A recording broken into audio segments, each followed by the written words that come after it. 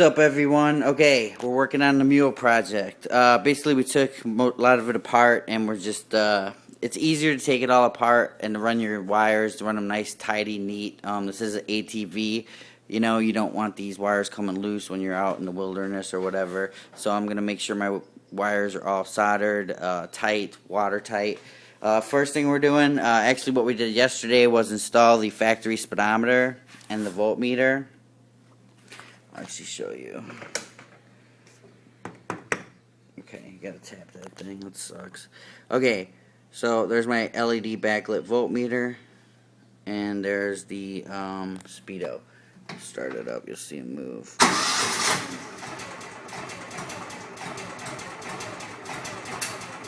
So that's that. The speedo is pretty cool, except for I think it might be miscalibrated. See how it's like a half a mile an hour there? Not sure till I get it going and GPS it. Not that it's a big deal. It's 25 mile an hour. You really don't even need it. I got a GPS right there, but I'm stupid and I like to spend money and it looks cool. So okay, going over it. Copen Power Pod. Kind of was looking around in the dash here, and I found the best spot to put it is right here. I can't put it in this general area because of the when the trunk goes back in there. So I put it over here. I put a little 3M backing tape on it, kind of attach it to the bar, and then I zip tied it. If you noticed, I zip tied underneath the existing wires because I didn't want to put any pressure on the existing factory stuff. So it's just tethered to or attached to the bar there. Put another zip tie right there. So now I got all my wires running out. You can see all that. So then we're slowly going to figure out a way, because we need to keep this area clear. We're going to tidy it all up in here, run down here, down the center, through the back to the battery. I'll run a main power cable, and then I'll run it all off that. With the lights, I think that's what we're going to do next, is the coal pin lights onto the GR Products roof, utvproducts.com. What we're going to do is we're going to put the coal pin lights up there, and I didn't want to drill through these bars only because, you know, rust, stuff like that. I just, you know, there's a lot of issues there to be sealing it, and I don't want to be dealing with that. So what I'm going to do, I kind of wish these bars were black now, because they have black. I'm going to use black Gorilla Tape, but what I'm going to do is feed all the wires up in these bars up here, seal them off with some Gorilla Tape. I did that with the old mule. It kind of looks clean, and it actually lasts. Run them down the back, the side in here. There'll be a light here, so that'll kind of cover up some of that electronics. Go down here, down by the seat, and then, you know, figure out what's going on in there. I haven't really, you know, planned it. I'm just kind of going as I go along. And another issue I have is the coal pins putting up here. I got to drill through this. Not that this, you know, I just have to drill quite a big hole. I believe I have to drill up to like an inch diameter hole. So I'm going to want to figure out something to seal that, so some sort of rubber gasket or something. But we're going to put those on next. And what we're going to do is start running the components for the power pod. And then we're going to put the lights on. We're going to put the backlight on. Then we're going to do the strobes. And I'm still kind of out about the front strobes. So what I think we're going to do is remove these bulbs up here because they're kind of worthless, and I'm going to put LED strobes in there. I kind of wanted them high because the plow that we're going to get is going to maybe go up over those lights when we're driving. So depending, I might just put them in there just for fun, and then still figure out some kind of assembly up here for the lights. In the back here, we're going to grind all this down, and we're going to weld in the frame for the oval LEDs and oval strobes.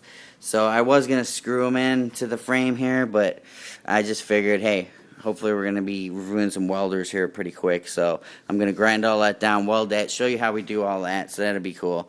Another project that I'm thinking while we're doing the mule that I'm not sure that I'm going to do yet is actually take off the bed of the mule and build a big, huge toolbox, like a whole tool system, you know, like drawers, and, you know, just make this kind of like the ultimate, you know, utility vehicle as far as doing on-site maintenance, on-site jobs, stuff like that. Put all the tools back there, build a really nice cargo area, go all the way up top, kind of like a phone truck. I don't know, but that's going to be a lot of time and a lot of material, so that's probably going to be not for quite a while. So I will keep you guys posted. This is day 2 of the Mule project. So far we've used the Milwaukee screwdrivers that we got from Acme Tools. We've used a couple gear wrenches. I haven't used any drills or impacts to take anything off, only because I just don't want to strip anything. So I'd rather just take my time and hand unscrew everything here. One thing about the speedometer is it came with this factory wiring right here. So basically it just screws right into the dash there, and then it plugs into these 3 connectors here. They're kind of a pain in the butt. They're so tight and they don't seem to fit right, so you have to mess around for a little bit. And then if you go back here, I don't know if you guys can see that, but all these wires are pre-wired right here. So I added this cable for the speed sensor, which I'll show you where that goes.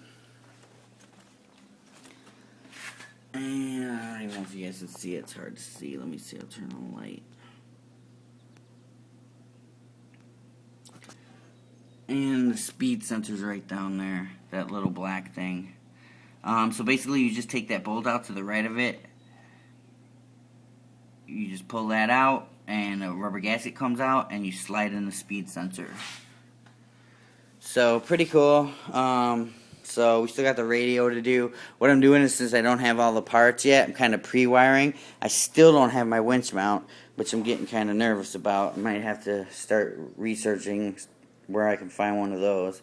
But I'm just going to get all the wires out there so it's all ready to go. Just tape them up for now. So day 2 of the Mule project. I'll keep you posted. Thanks for watching. Don't forget to go to toolsinaction.com, and don't forget to visit acmetools.com, our sponsor.